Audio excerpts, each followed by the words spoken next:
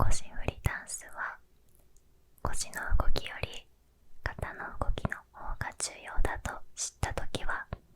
ダンスの奥深さを知った気になりました。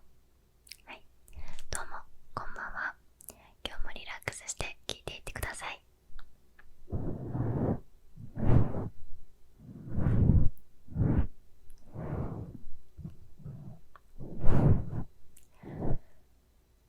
世界一眠たくなる授業、行動経済学を日韓アイドルの比較で学ぶ後編です。はい、前編の動画では、主に日本のアイドルについて学んだので、まずそちらを見ていない方はこちらの動画から見ていただけると幸いです。はい、軽く復習しておきますと、前回は AKB48 さんを例に見ていきました。会いに行けるアイドルというコンセプトで距離の近さを実現したり、選抜総選挙で勝ち負けをつけることで、ちょっと過酷な状況で頑張っている姿を見せることで頑張れという気持ちを促進するアンダードッグ効果をうまく活用していましたね。また性の互形成という用語の観点からも分析していますが、こちらはゾアで詳しく説明しているので、気になった方はそちらを見てください。はい、では今回はアンダードッグ効果の対義語とされるバンドワゴン効果という用語の観点から、次は韓国 K-POP アイドルグループのマーケティングを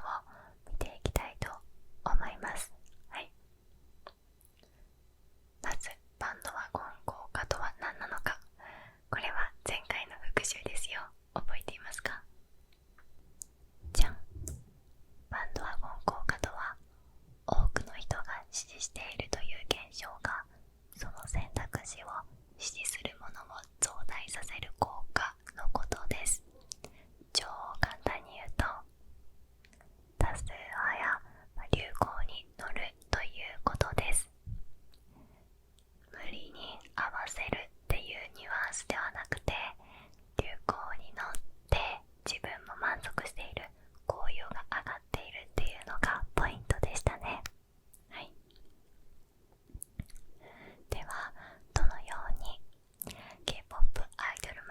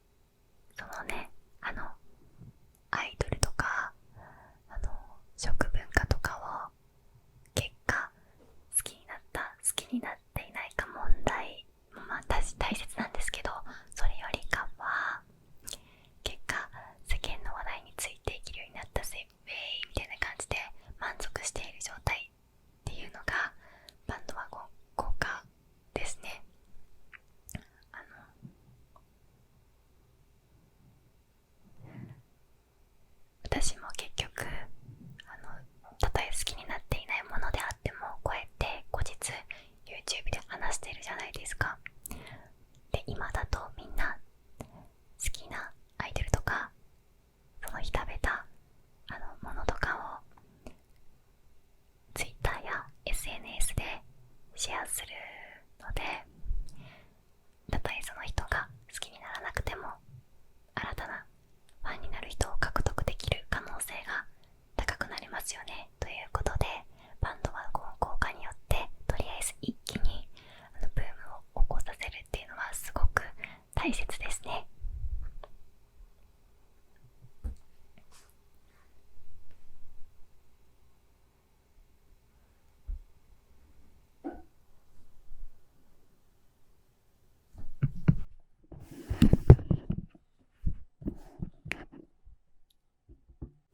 こんな感じで何度も何度も日本に大きなブームを起こして、その期間にアイドルグループはもちろんいろんな文化をコンテンツを、送ってきているっていうのが分かりました。でも流行りを作ったりブームを起こしたりするのってそうそう簡単なことじゃないですよね。では一体どのようにして K-POP アイドルマーケティングは国外である日本にブームを作っているのでしょうか。私の調べによると、主に2つの要因があることが分かりました。はい、じゃん。1つ目の要因としては国家政策です。1997年の IMF 危機、経済危機ですね。そこから脱却するために文化産業の復興に力を入れました。例えば国内各地の大学に映像学科とか実用音楽科などを作ってエンターテインメント業界の人材を育てました。また政府機関の韓国文化コンテンツ振興委員というのを設立して文化産業の育成と輸出振興の助成を行いました。こういったお国の手厚い支援もあっていろんなグループが日本でも活躍できた要素があるんじゃないかなと思います。はい、そしてじゃん、2つ目の要因としては巧みな SNS のプロモーションです。K-POP アイドルは新曲を出すと YouTube 上で PV はもちろんダンス動画とかダンスプラクティスバージョン、あと PV のメイキング映像とか、いろんなね動画が公開されます。つまりこの YouTube という誰でも、利用できるコンテンツで公開することによって恋ファンだけでなく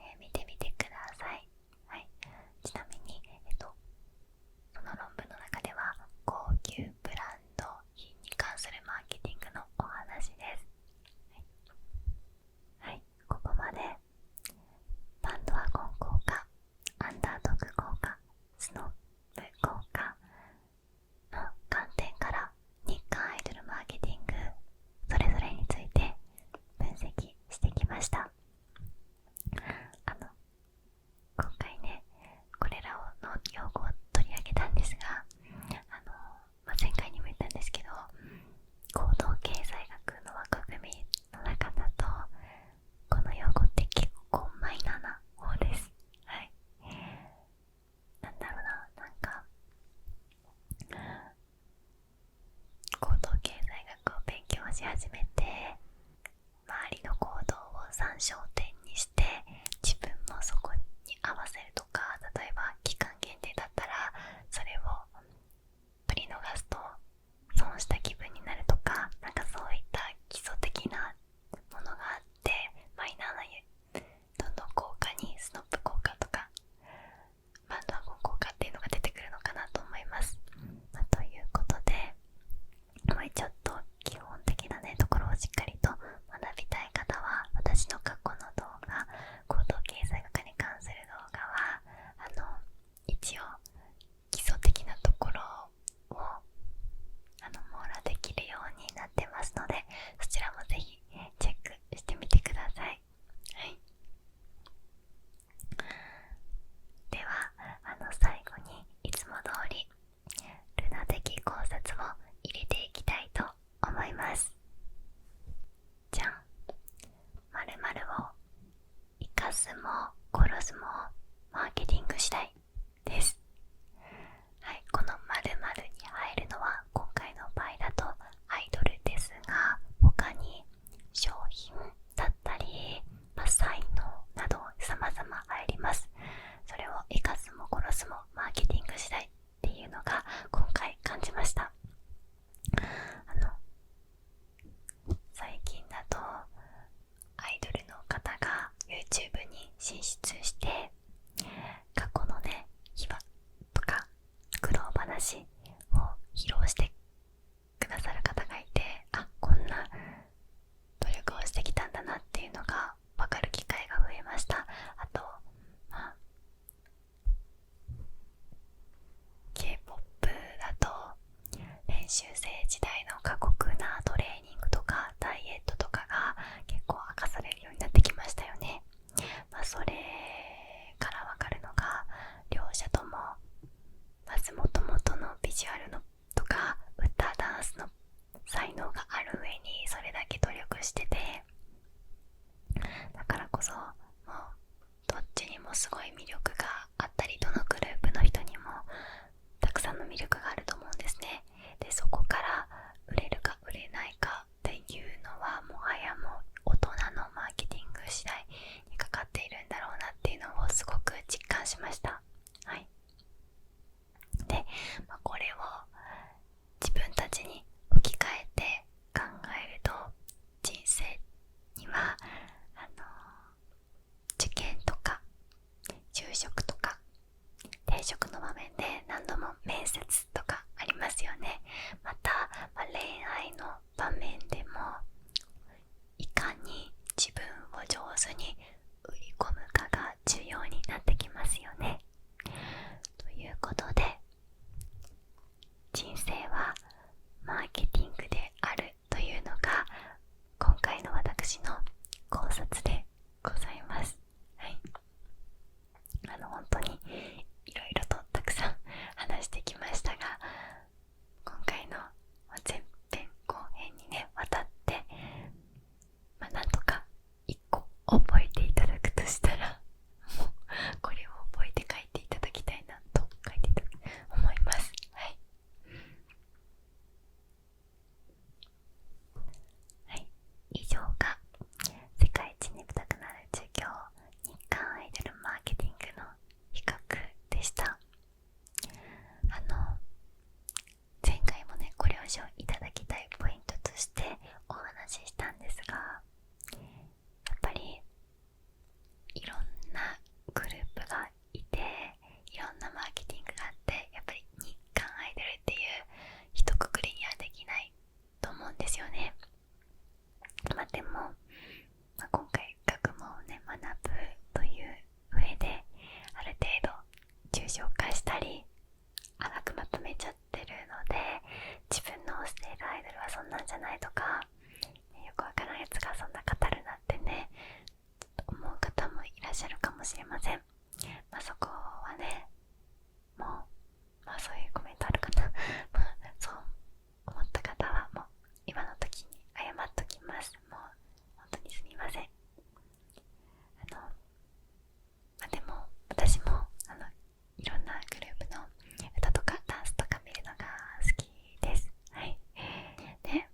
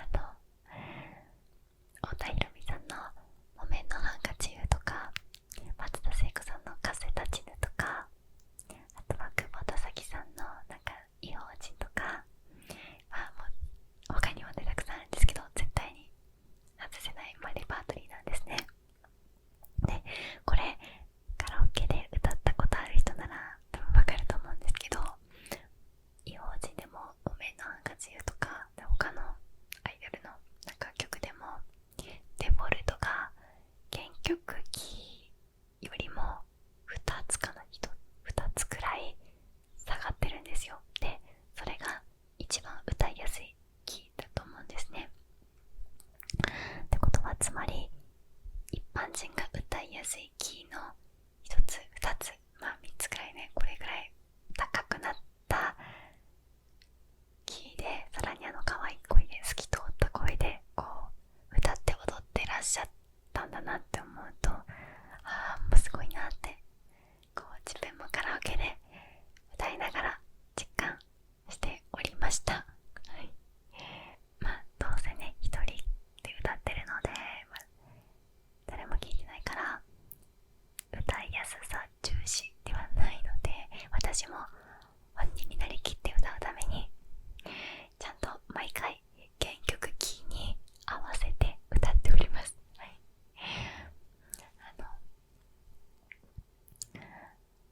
やっぱり昔のアイドルってもう見る媒体がその当時はテレビとか写真集とかそれぐらいしかないわけじゃないですか。だからマーケティング云々の前にそもそも時代背景としてもうアイドルは必然的に会いに行けないもの、もっと遠い存在っていうものが確立されますよね。だからこそ今はもう自然にいろんな SNS でアイドルの日常を見れたりとか、 YouTube でステージの裏側を見れたりとかして、時代背景としてマーケティングもありますし、時代背景そのものとしてちょっと距離を近く感じれる存在になったのかなとも思います。最近だとアイズワン